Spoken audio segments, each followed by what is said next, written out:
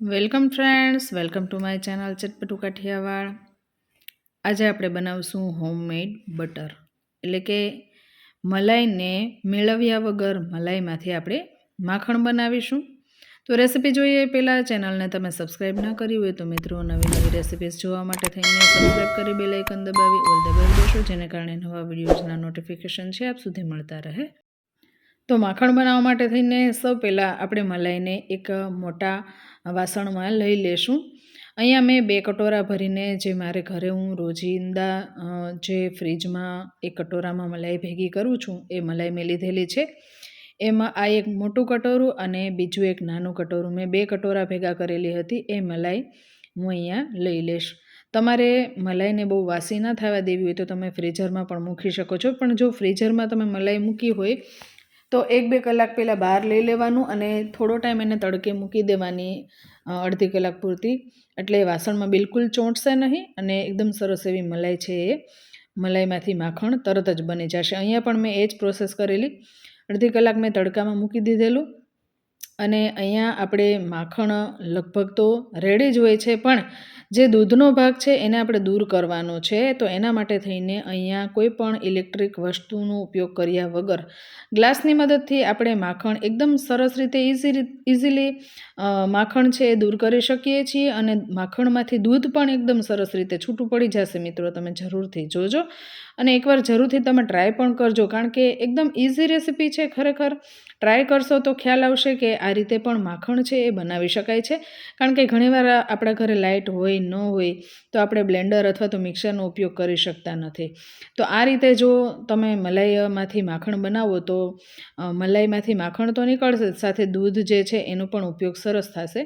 તો અહીંયા પણ આપણે એ જ રીતે અહીંયા આપણે જે રેસીપી ચટપટું કાઠિયાવાડની રેસીપી જે છે મલાઈમાંથી માખણ, અને એ પણ પાર્ટ 1 છે. પાર્ટ 2 અને 3 જોવા માટે થઈને રેસીપીમાં જોડાયેલા રહેજો અને ચેનલને સબસ્ક્રાઈબ ન કરી હોય તો સબસ્ક્રાઈબ જરૂરથી કરી દેજો મિત્રો, અને રેસીપીમાં લાસ્ટ સુધી જોડાયેલા રહેજો, જેને કારણે એક સ્ટેપ ચૂકાઈ ન જવાય અને રેસીપીમાં કંઈક પણ નવું તમને જાણવા જરૂરથી મળશે.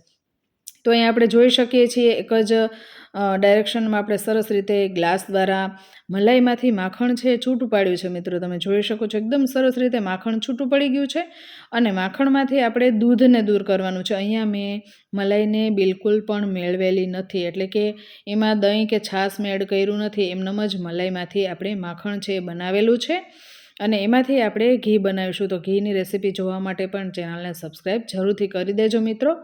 આ પાર્ટ 1 જોવા માટે આપ સૌનો ધન્યવાદ, અને ક્યાંથી રેસીપી જોઈ રહ્યા છો એ પણ કમેન્ટ કરીને જરૂરથી કહેજો મિત્રો. અને તમારા તરફથી પણ કોઈ પણ સજેશન્સ અથવા તો ટિપ્સ કાંઈ પણ હોય એ પણ તમે જરૂરથી શેર કરજો મિત્રો, કે નવી આગલી રેસીપીઝ જ્યારે આપણે એડ કરીએ ત્યારે એમાં એ તમારા સજેશન્સ છે એડ જરૂરથી કરવામાં આવશે. તો અહીંયા આપણે જોઈ શકીએ છીએ ગ્લાસ દ્વારા આપણે સરસ એવી મલાઈમાંથી માખણ છે એ છૂટું પડી ગયું છે અને ગ્લાસમાંથી આ રીતે માખણ લઈ લેવાનું અને ગ્લાસને છે ગરમ પાણીમાં બોળી દેવાનું, અને એ ગરમ પાણી છે એ જ્યારે આપણે ઘી બનાવીએ ત્યારે તમે એનો ઉપયોગ કરી શકો છો. તો અહીંયા આપણે જોઈ શકીએ છીએ એકદમ સરસ એવું બટર છે એ છૂટું પડી ગયું છે, માખણ છે મલાઈમાંથી છૂટું પડી ગયું છે. એટલે પાણી અને બરફના અમુક ક્યુબ્સ મેં લીધેલા છે એડ કરી દેવાના, જેને કારણે માખણ છે એકદમ સરસ એવું કઠણ થઈ જાય. અને ચોખ્ખા હાથ કરી અને આ રીતે આપણે માખણને છે ધોઈ લેવાનું છે મિત્રો. ધોવાનું કારણ એ કે પહેલાં તો આપણે જે માખણની અંદર જે દૂધ રહેલું છે એને જ આપણે તો દૂર કરવાનું છે. આ જે મલાઈ આપણે ભેગી કરેલી હોય છે એ મલાઈનું દૂધ છે એકદમ ઘાટું અને સરસ હોય, એટલે એનો બીજો તમે ઘણી રીતે ઉપયોગ કરી શકો છો. પણ અહીંયા જ્યારે એકી સાથે ઝાઝું દૂધ લીધું હોય ત્યારે આ પ્રોસેસ કરજો, કારણ કે ઝાઝી 10-10, 15-15, 20-20 દિવસ સુધી વાંધો નથી આવતો, પણ મહિના દિવસની જો મલાઈ તમે લઈને આ રીતે કરશો તો એમાં વાસ આવશે. તો એવું ન થાય એ માટે શું કરી શકાય એ ટીપ તમે જરૂરથી આપજો મિત્રો. અહીંયા તો દૂધ વધારે લીધેલું હતું એ માટે થઈને જે મલાઈ ભેગી થઈ હતી એમાંથી મેં અહીંયા માખણ બનાવેલું છે. તો માખણ બનાવી અને આ રીતે આપણે એને બરફ એડ કરીને આ રીતનું દૂધ જે નીકળ્યું છે, જો તમે જોઈ શકો છો મિત્રો, સરસ એવું ઘાટું રગડા જેવું દૂધ છે એ મલાઈમાંથી માખણમાંથી છૂટું પડી ગયું છે. તો એ દૂધને આપણે એક અલગથી વાસણમાં લઈ લેવાનું છે. આ રીતે માખણ જો હાથમાં ચોટેલું હોય તો આ રીતે સાઈડમાં છે માખણ તમે કાઢી શકો છો. તો દૂધ છે એ સરસ છૂટું પડી ગયું છે, ઘાટું રગડા જેવું.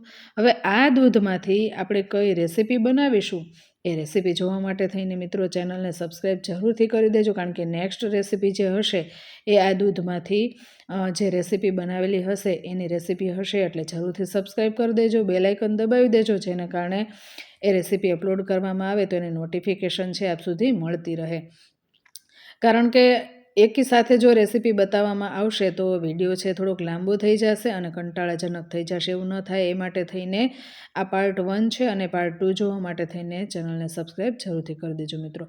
હવે આ રીતે પહેલાં આપણે ઘાટું રગડા જેવું દૂધ છે એ દૂર કરી લીધું. હજી પણ થોડું ઘણું પણ જો દૂધ જે રહેલું હોય એને આ રીતે તમે દૂધ નીકળે એ માટે થઈને પાણી એડ કરી અને તમે માખણમાંથી વધારાનું દૂધ છે એ પણ તમે આ રીતે નીકાળી શકો છો. તો અહીંયા આપણે બરફના ક્યુબ એડ કર્યા હતા એટલે માખણ સરસ એવું ઘાટું એકદમ જાડું આમ કઠણ થઈ ગયું છે, એટલે એમાંથી દૂધ છે હજી પણ છૂટું પડી રહ્યું છે, તમે જોઈ શકો છો. તો એકદમ સરસ એવું દૂધ છૂટું પડે એ માટે થઈને આ રીતે માખણને હાથ વડે આ રીતે છૂટું પાડવાનું અને દૂધ બધું આ રીતે ભેગું કરી દેવાનું, અને બધું દૂધ છે ફરીવાર આપણે એ જ વાસણમાં જે ઘાટું પહેલું દૂધ જે નીકળ્યું હતું એ બધું દૂધ આમાં એડ કરી દઈશું.